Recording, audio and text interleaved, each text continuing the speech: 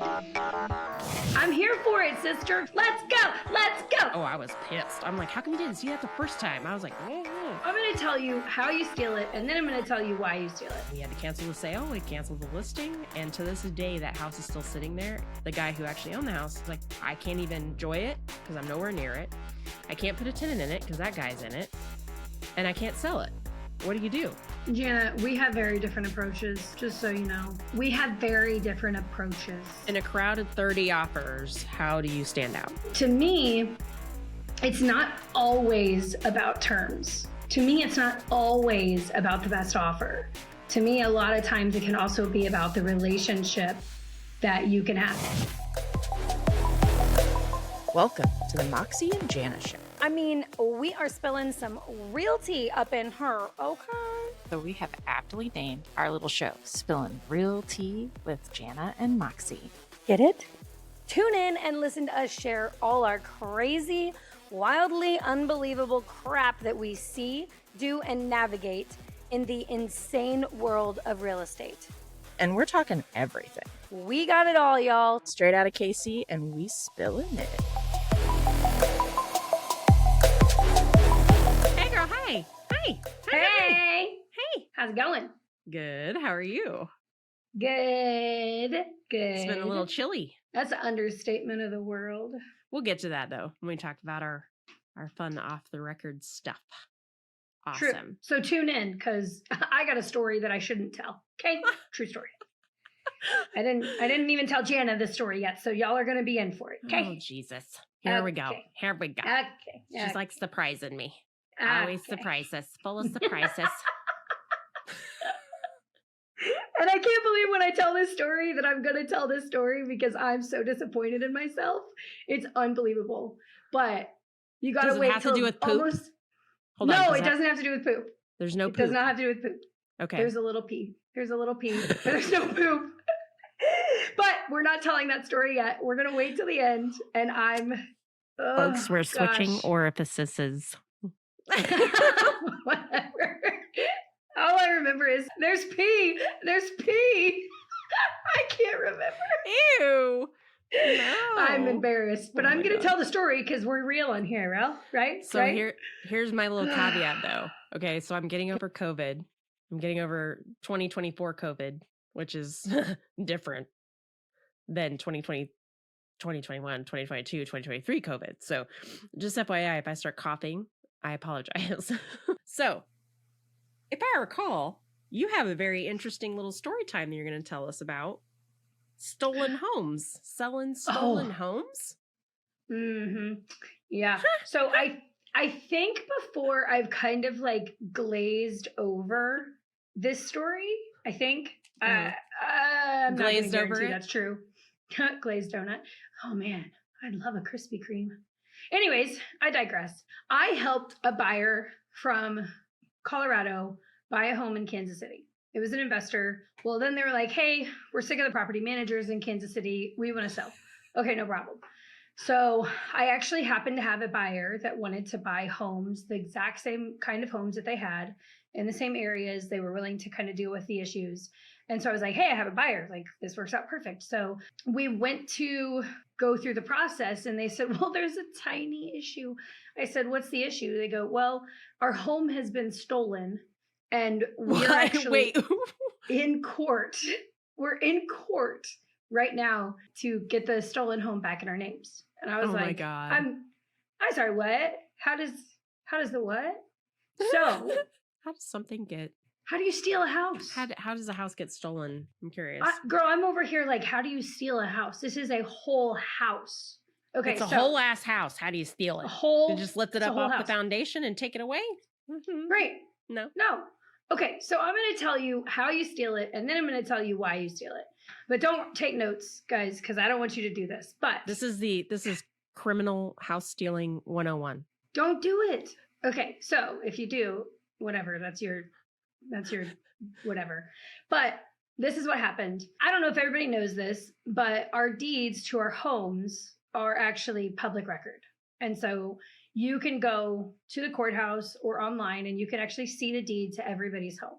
And on that deed is everybody's signature. So these people went online got the deed, copied the signature on a quick claim deed, a quit.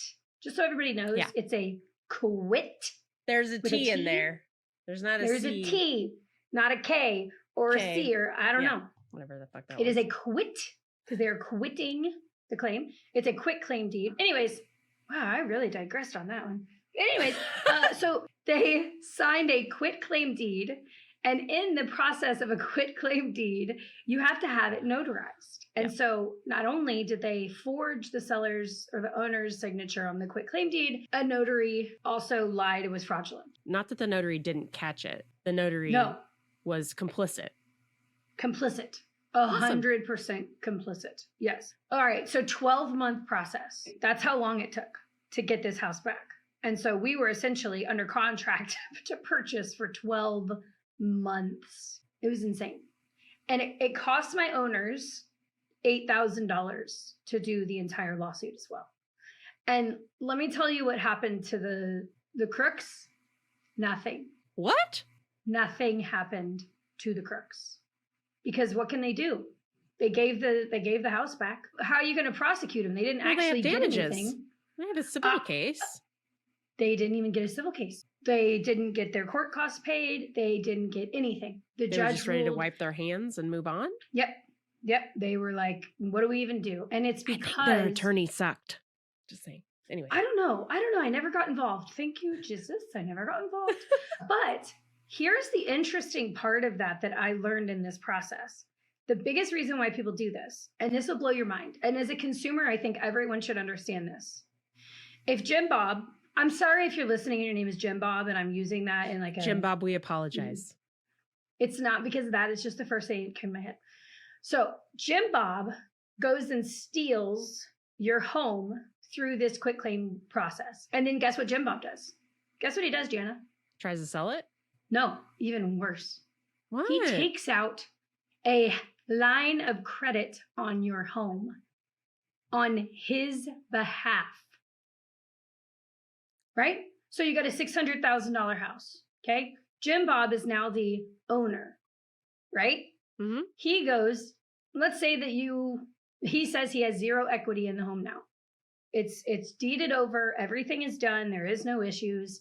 If they've got like sketchy people on all sides, he goes and he tries not a refinance. It's a home equity line of credit. Yes. Right. Which the process of a HELOC is a lot different than a cash out refi. Mm-hmm. It's a lot less invasive. It's a lot of times they'll do like a desktop appraisal. It's a pretty simple process. Well, now Jim Bob just walked away with $200,000 cash, and you have a house that has a $200,000 loan on it that you had no idea existed. That is what they were doing. It's unbelievable. But hold on. So when your buyer engaged to buy this house, Jim Bob was the owner, but Nancy Sue... On paper. Right. But Nancy Sue didn't know that Jim Bob had stolen her house.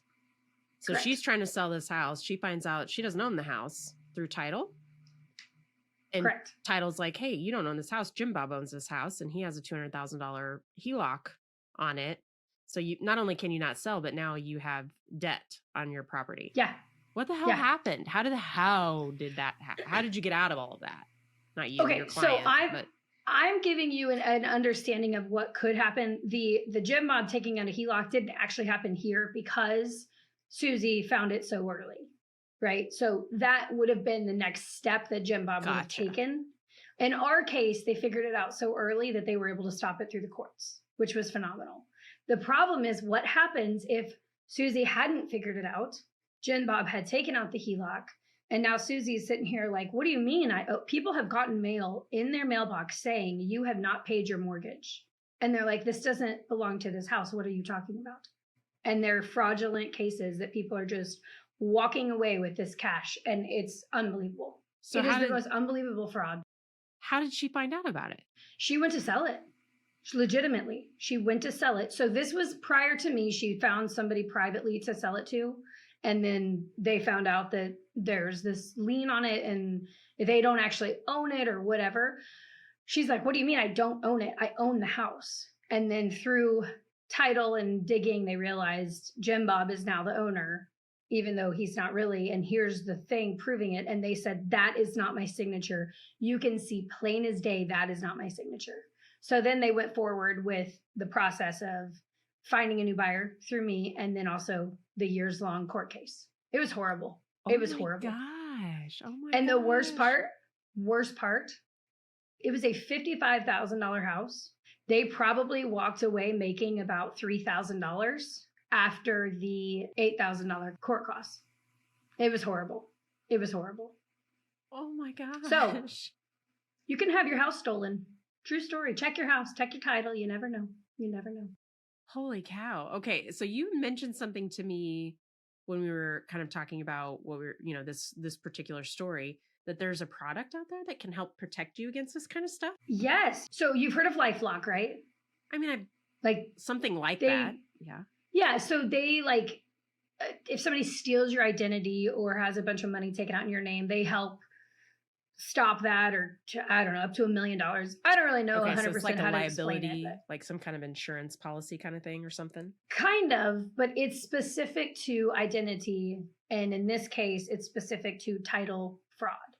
So LifeLock specifically for years was just about identity and somebody taking your identity or taking money out in your name. Well, now they've added a new product to it, which is specific to if somebody steals your title. Who would have thought? Oh my God. Clearly it happens. Somebody wouldn't have a whole ass product to deal with it. Oh my gosh. Yeah.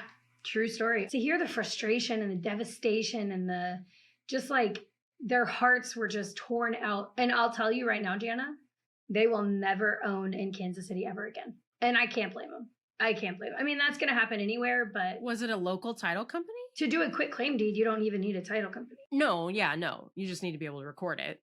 A notary and record it. That's all you need, a fraudulent notary. So, yeah. Oh my Crazy. God. That's insane.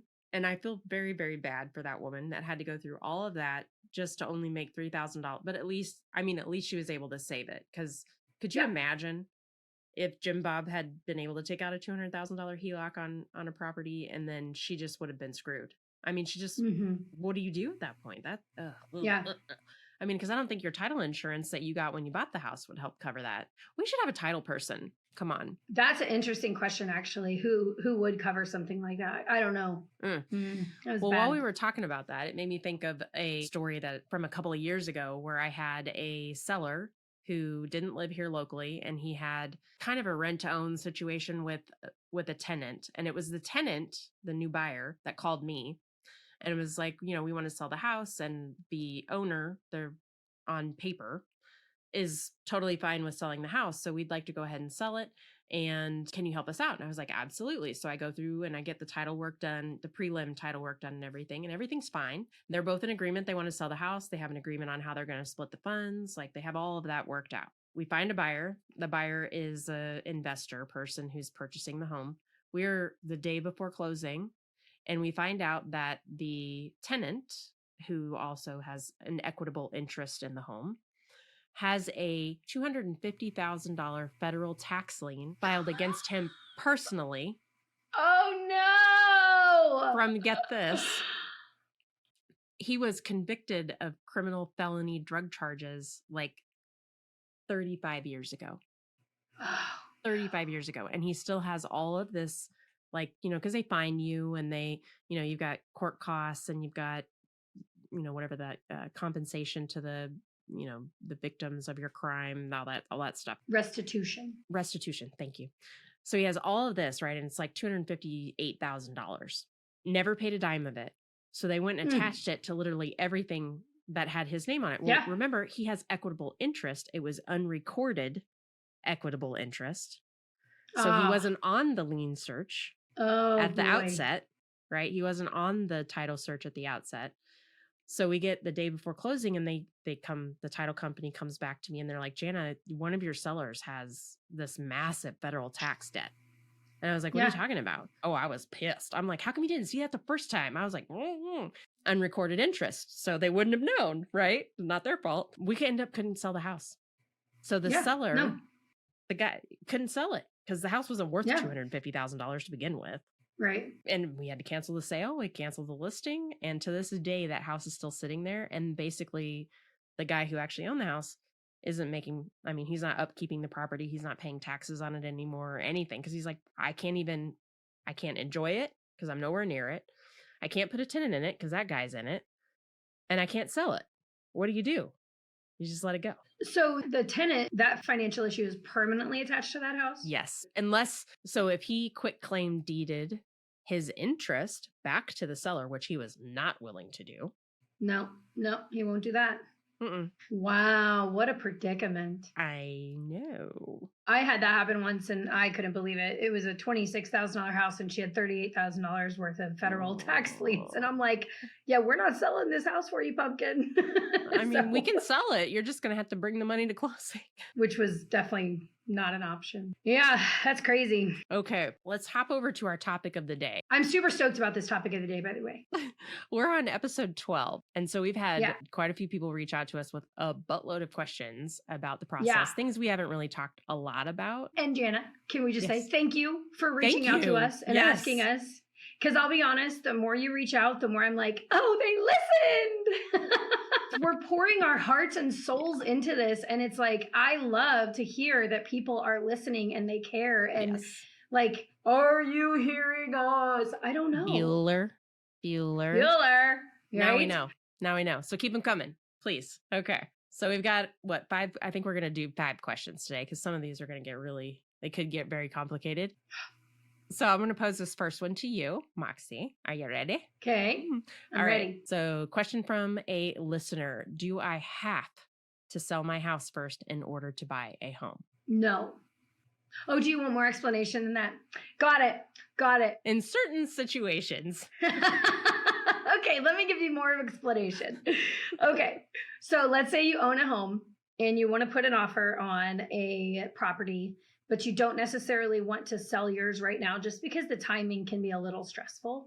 Financially, if you can afford to not sell that house, you can put in an offer on the new home, what's called non-contingent, which is just a stronger offer in general.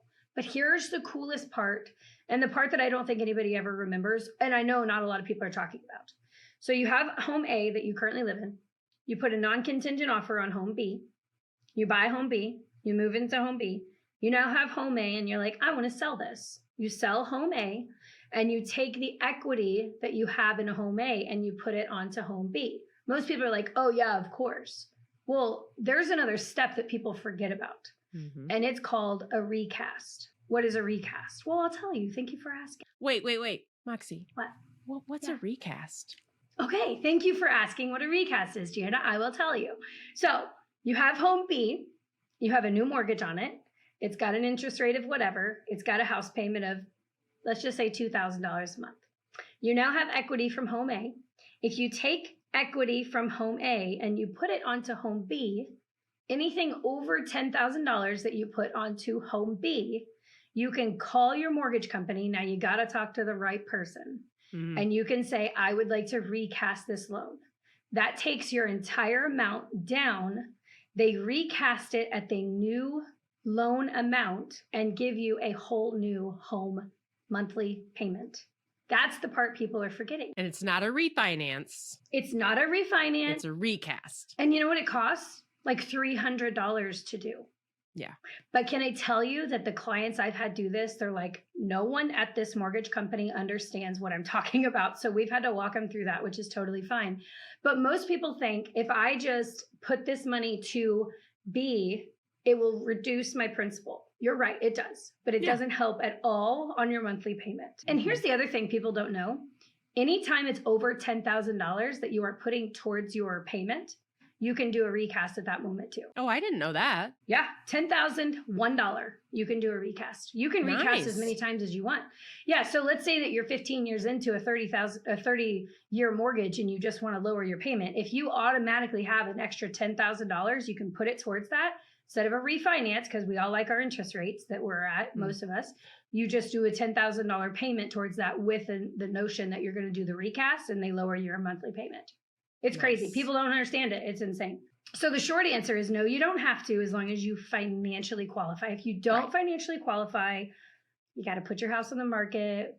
You know, we got to have a good agent to do the negotiating and help you walk through the process. But It doesn't have to be that way if you can afford it. Good question, listener. Here is the next question that someone has asked, and I'll propose this to you. Are inspections required when I buy a home? No.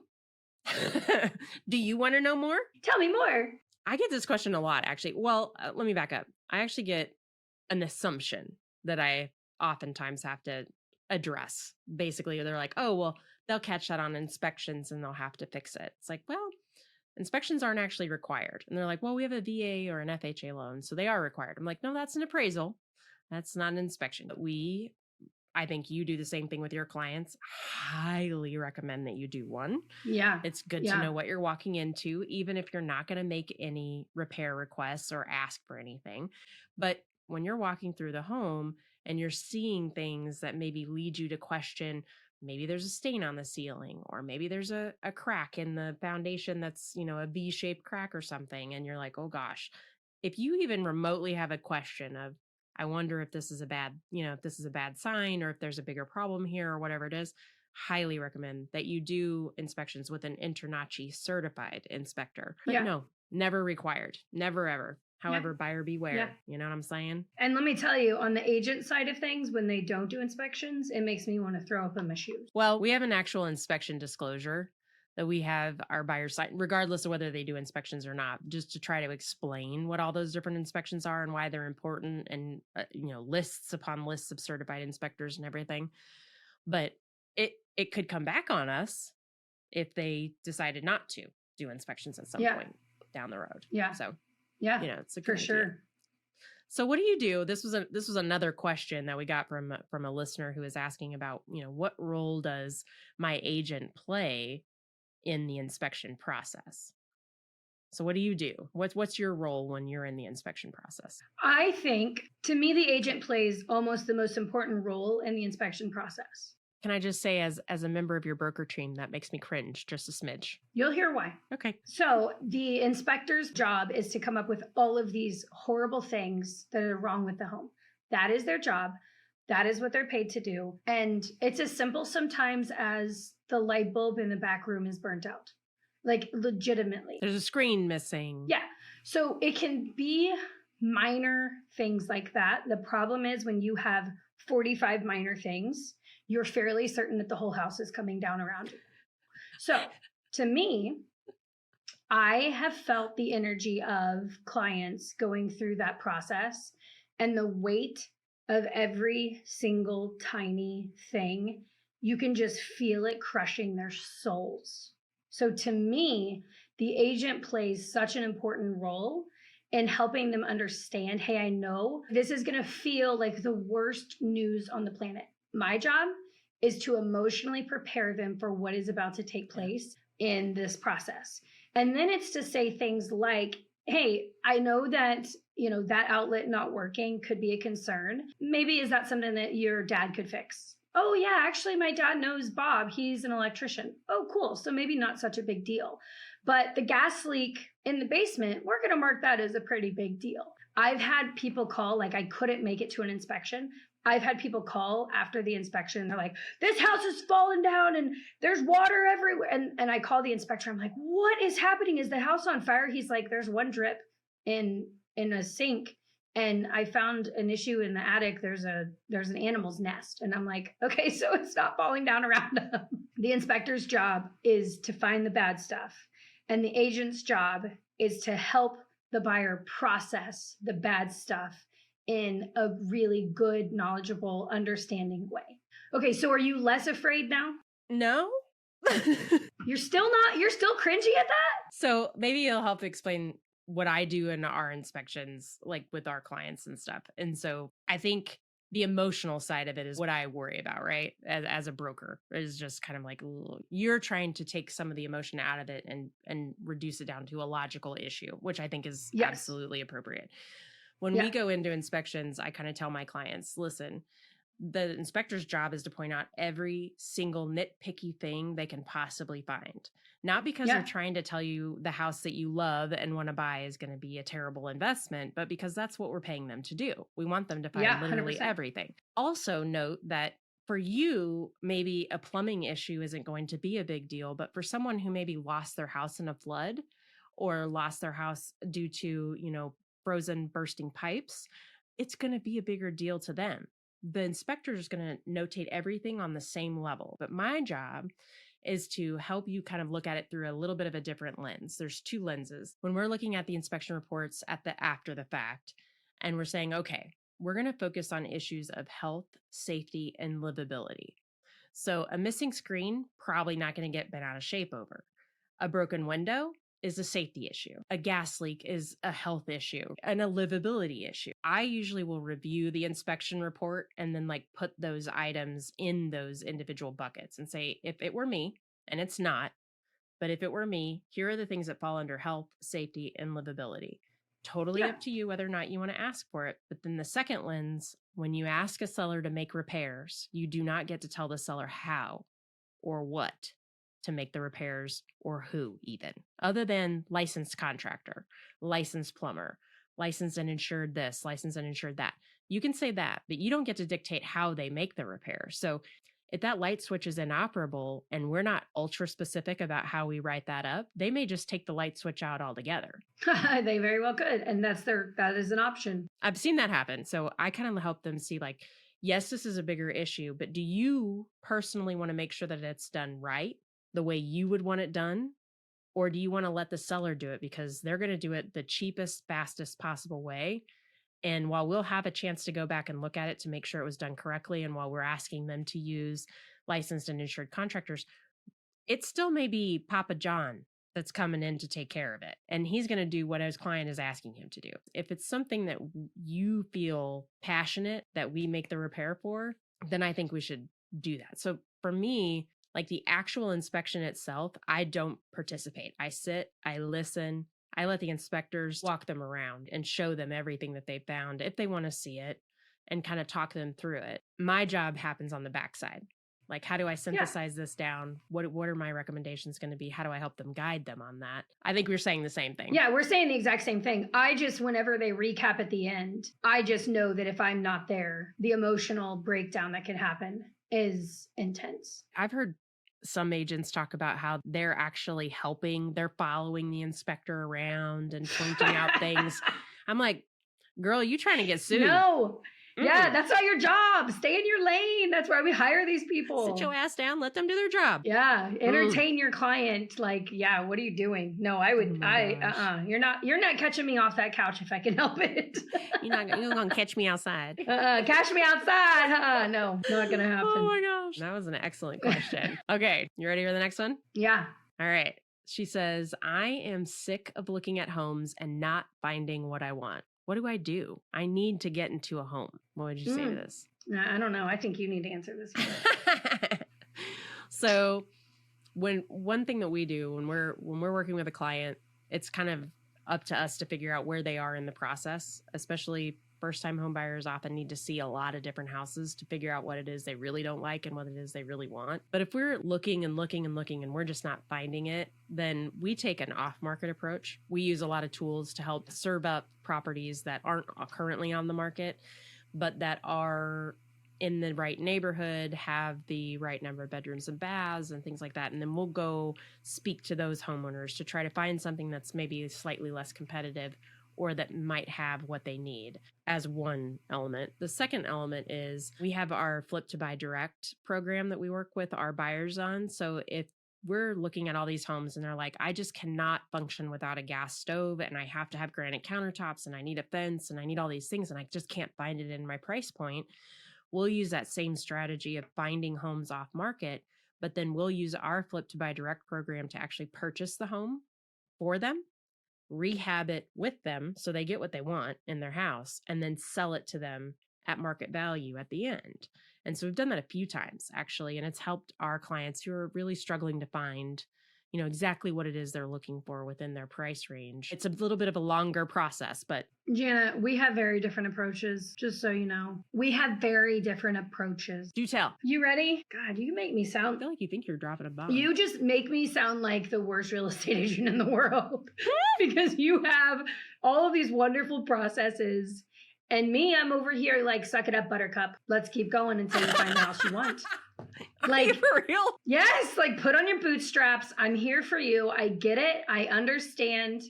I'm right there with you. I'm fatigued too.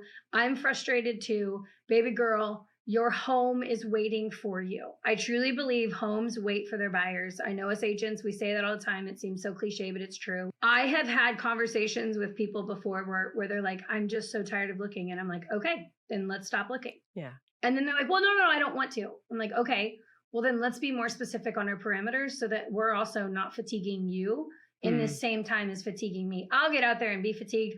Girl, I showed in a 24-hour period the other day to one buyer who was in town for less than 2 days, 23 homes. Like, talk about buyer fatigue, right? The problem is if we're just looking to look, go look with somebody else. I'm sorry, princess. I have 4 other people that want to go look today too. I know that sounds horrible. I told you, you're going to make me sound like the worst agent ever.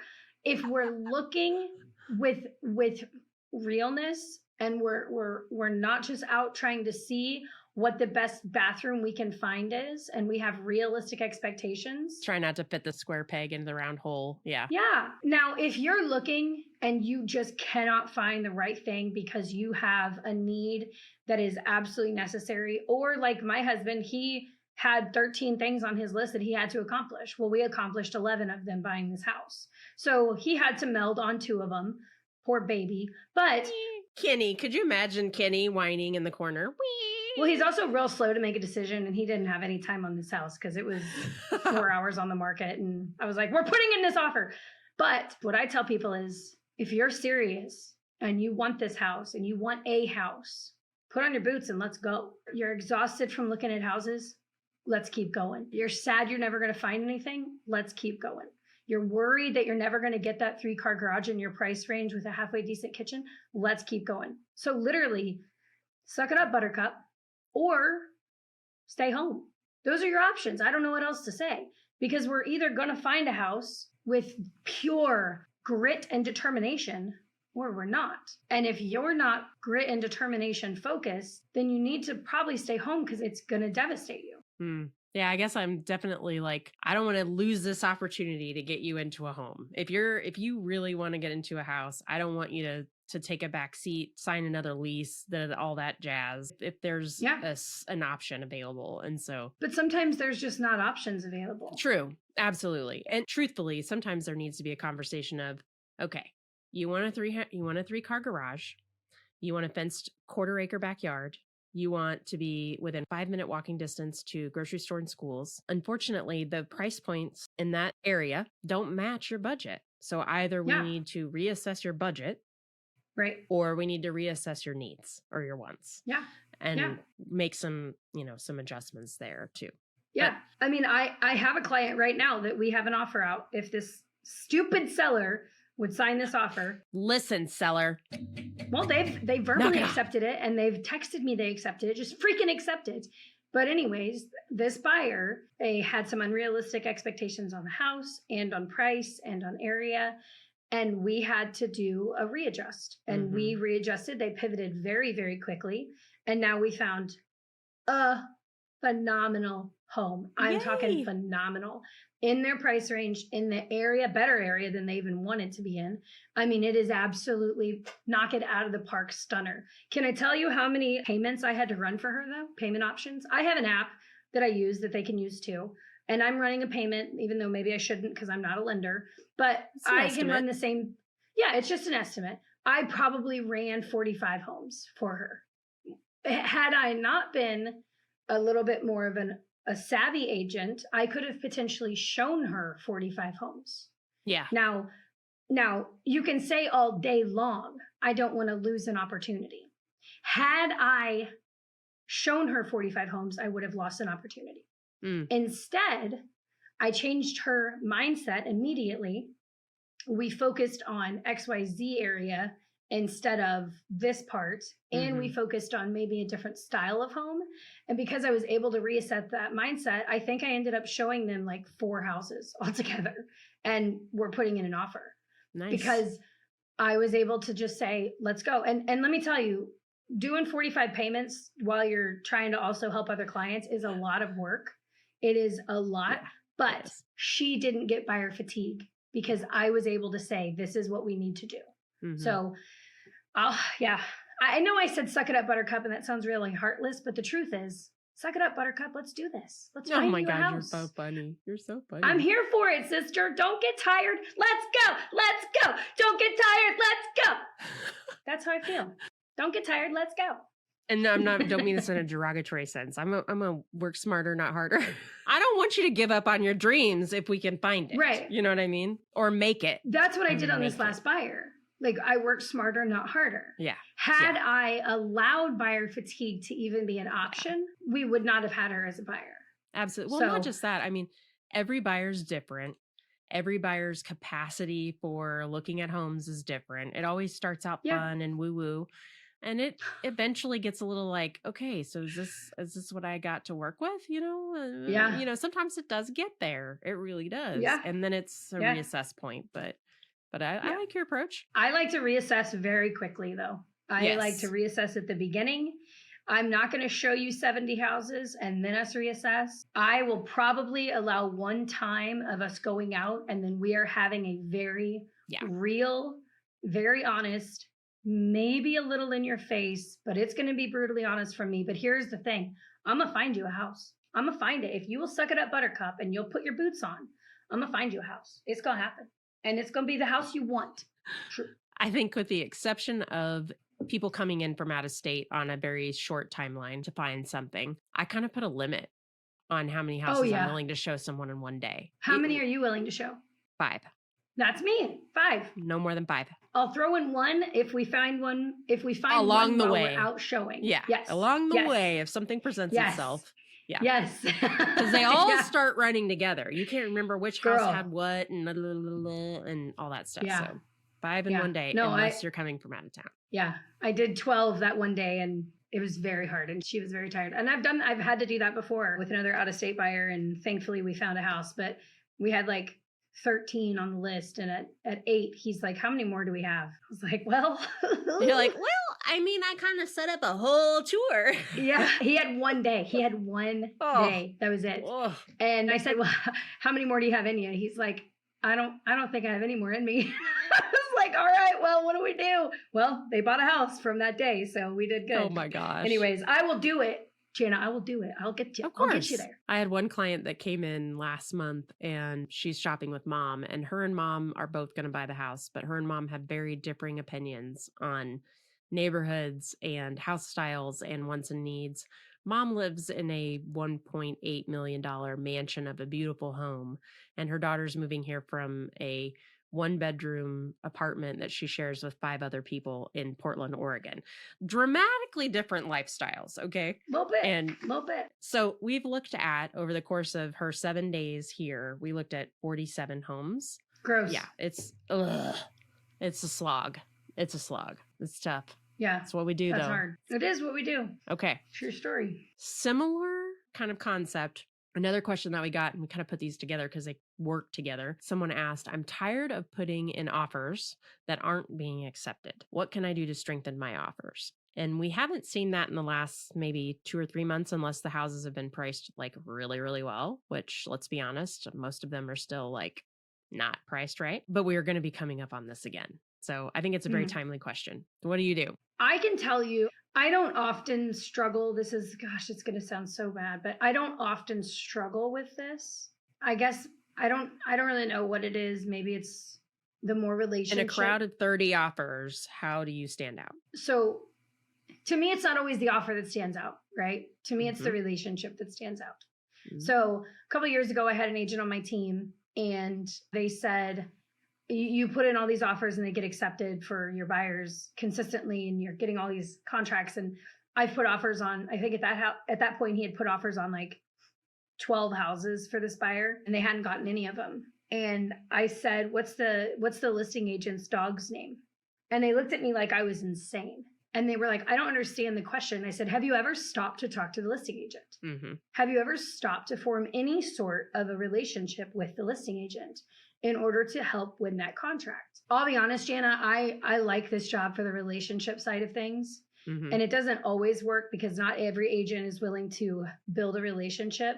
But if you're putting in a strong offer that's equal to another offer, but you've formed a relationship with that listing agent and they like you, they know you, they trust you, the odds of them, encouraging or saying, I like this agent, this is an easier agent to work with, to their seller, you're going to have a better time. On the listing side, when I have to deal with an agent that I've dealt with before that I'm like, this agent's a jerk, I'm dealing with that right now. My sellers, actually, I kind of sent them some screenshots of the client's answers just so they could see what I was dealing with. And their response was, is this agent just a total jerk? Yeah, they are. So they literally said, we don't want to take this offer because they're so rude. So I don't know how to tell somebody to strengthen their offer because I usually try to go in with terms that are already very strong. Mm-hmm. But I think a lot of times agents are forgetting that relationship side. Mm-hmm. So it's not necessarily how do we tell consumers to put in better offers. Sometimes it's how do we tell agents to be nicer? To stop being dicks. Yeah. Yeah. Well, I will say when we were in that crazy time, I would tell my buyers, I'm like, okay, if we are one of 8 to 10 offers, I know that relationship will matter. I know it will. It'll come into play 100%. We're strong on financing. We're strong on down payment. We can play in this field, basically. It's going to come down to the relationship that I have with that other agent. And it amazes me how many agents to this day still think that is bullshit. And it's like, it's not bullshit. It's not. It's so important. Huge. If you're a screaming dick, I mean, it's going to be really hard for me to like advocate for your offer. Now, I will say this. If we're more than 8 to 10 offers, I gotta be honest, your relationship doesn't fucking matter at that point. It doesn't. No, not at that point. The seller's like, oh my God, look at everything I have to choose from. And they're going to fucking pick the offer that brings them the most money. And they're going to tell you. And I'll tell them the same thing. I'm like, listen, you have dealer's choice here. So take what you think is best for you. I will manage the shit show in terms of whatever I have to deal with. So don't let that come into the equation.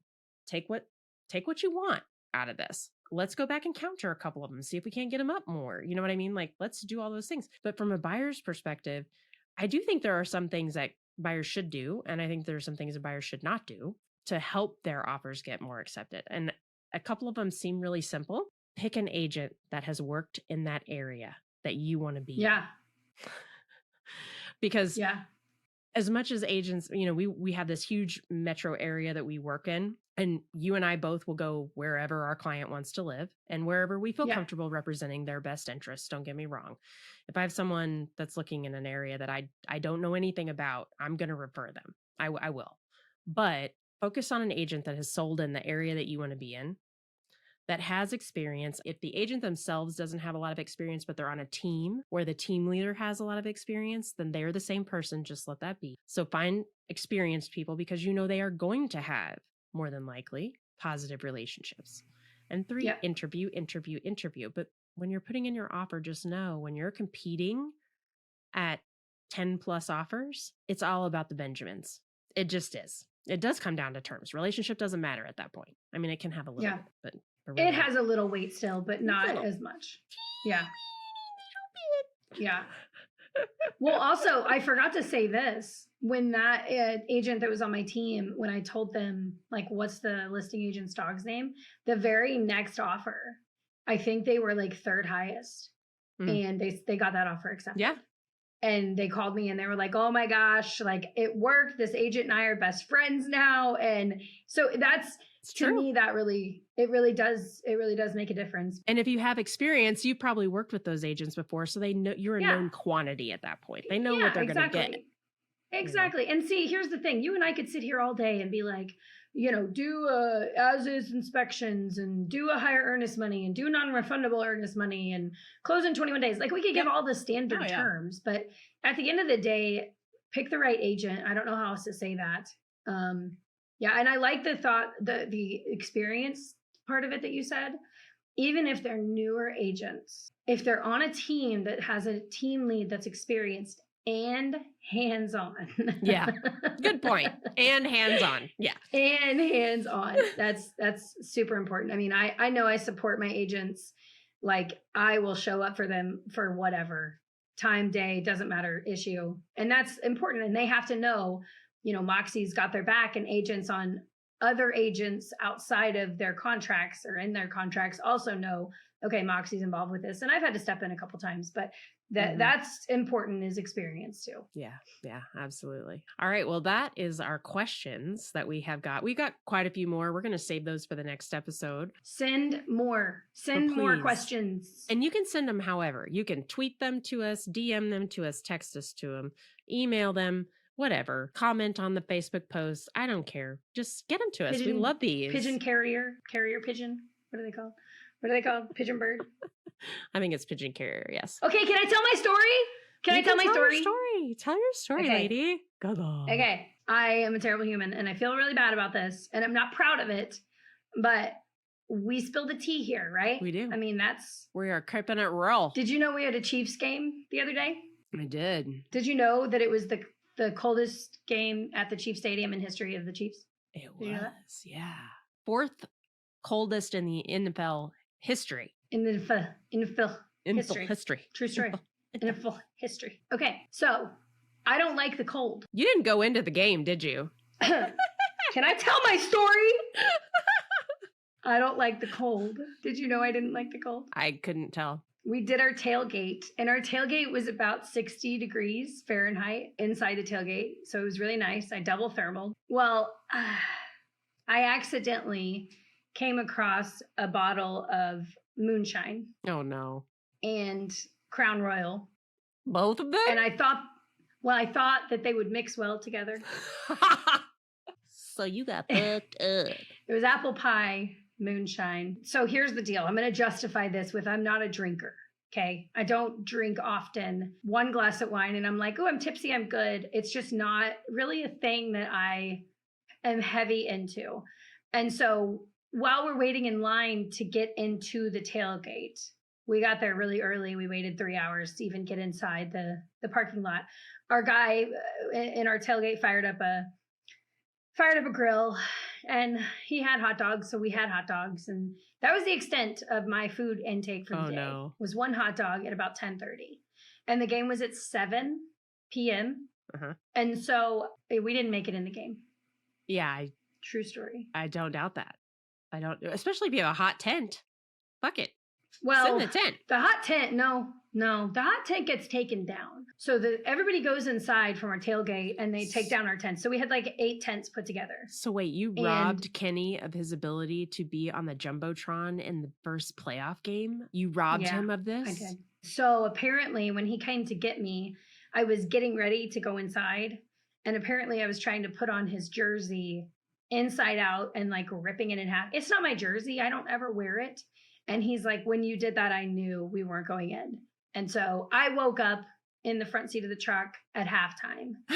And we were still in the parking lot. And he was just sitting in the truck listening to the game on the radio. And we're still in the parking lot. And I was like, Kenny, let's go in. And he's like, no, I already gave our seats to somebody else. So he had some friends that were sitting in the 300s, gave them our seats. And so they went down and sat. And yeah, so I don't like the cold.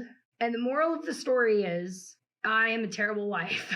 And I will never do that again. But snow days are not my fun days. I do not like them.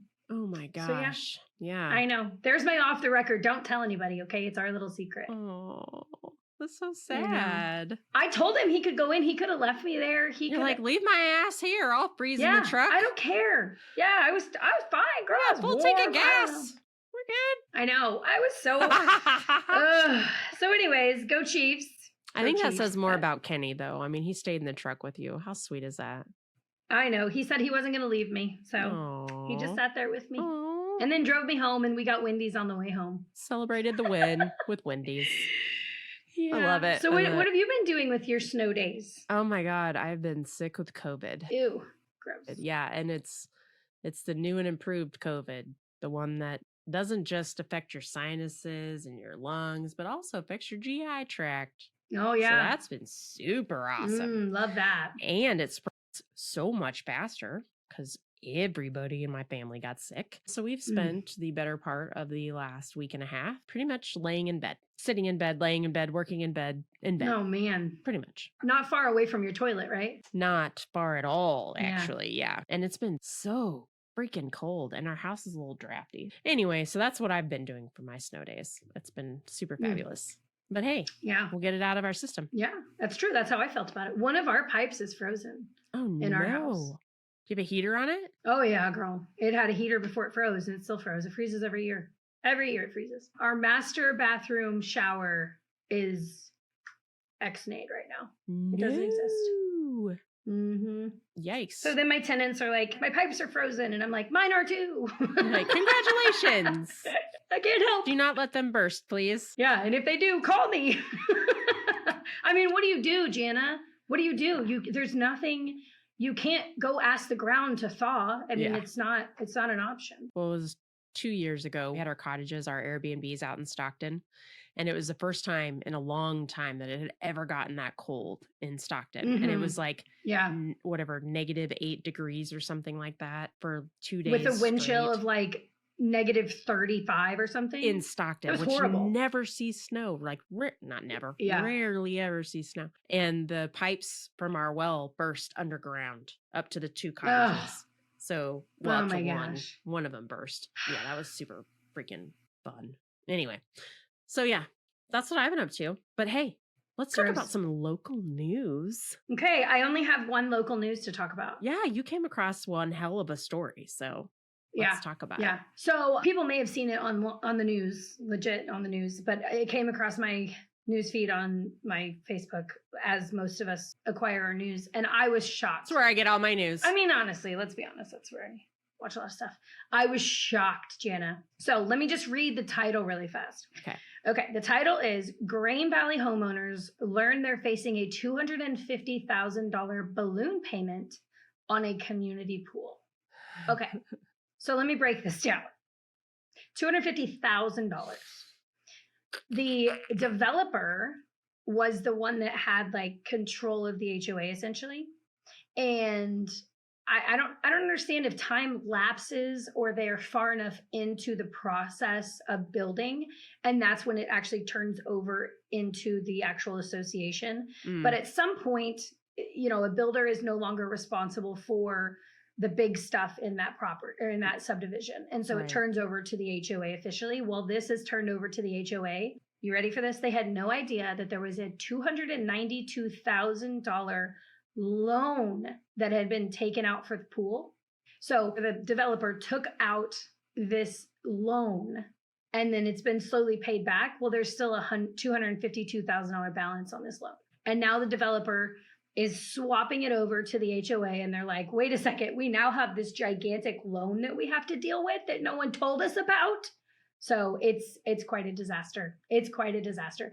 And you ready for this? And the next summer, that is this coming summer, 2024, the payment is due in full. Oh shit. Huh? What? Huh? What?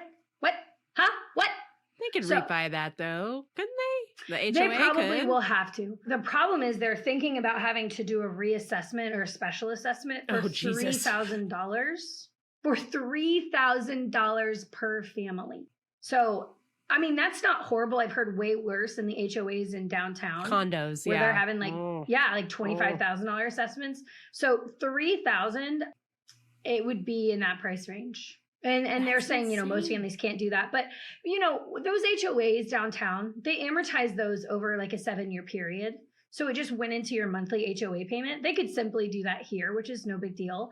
But I think people forget that HOAs have more control than what you would ever expect. And they can do stuff, especially if you don't go and vote in their meetings, they can do stuff without your permission, essentially, that you're then liable for. Don't they have an obligation to disclose? Girl, there's a reason this was on the news, okay? I cannot understand how the homeowners did not know that there was a $292,000 loan taken out. Right. And that $252,000 is due this summer. I have no idea how they didn't know that. So I know in a lot of the new construction communities, and to be perfectly frank, I don't do a ton of new construction. I do like maybe 5 or 6 a year, but not very many.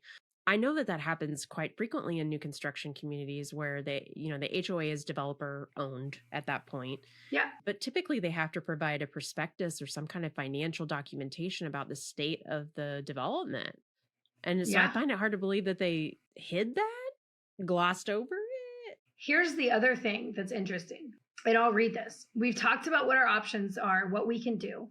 We talked about potentially taking legal action, but the HOA has no money for an attorney. What? So this HOA is just absolutely defunct. Yeah, completely. Oh my gosh. Completely. Yeah.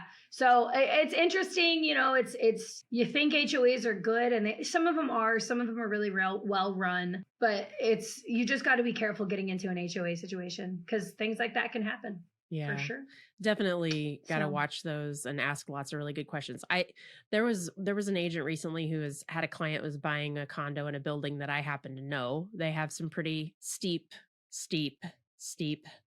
special assessments heading their way, and they aren't disclosing them because they haven't been voted on yet. But it just kind of comes down to when you see that many apartments or condos coming up for sale in a building at the same time, you got to ask yourself, yeah, what's going there's on a reason here? There's something going on there. Well, they know. Yeah. And they should disclose, but you know how that goes. Well, good luck to that HOA and I know. the residents. And I actually have a homeowner in that same subdivision. Oh, so man. I'm interested to see how that all plays out. So I'm actually going to a comedy show with them on Friday. So I'll ask them, what's the news? What's the scoop?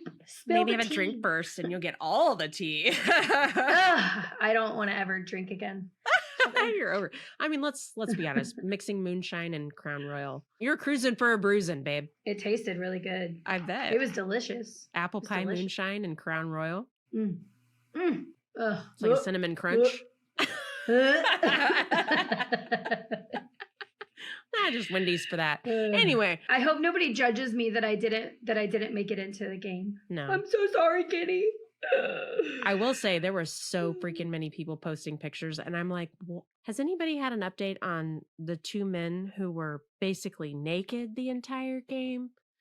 Like, I don't know. I did see that they actually had to treat 2 people for frostbite. Did see that. Hypothermia, 7 people. Yeah, it's 7. Okay, yeah. I wasn't for sure how many. So yeah, people did get cold. Yeah. A lot of speculation about that man's nipples. No, none at all. Moxie's like, I don't care. Okay, well, now that we're done with that. Love it. All right, Jana. Well, make it a great day, sister. Deuces. Thank you so much for hanging out with us today. We know you're probably potty watching or avoiding doing something domestic today, and we're glad you found us instead. If you've got a crazy real estate story to share, Burning questions you want the real tea spilt on, or maybe you want to sponsor our little production, we want to hear from you. Shoot us an email so that we can collaborate. And until next time, guys, we'll be a hot mess, and you keep doing you, boo-boo. Make it a great day.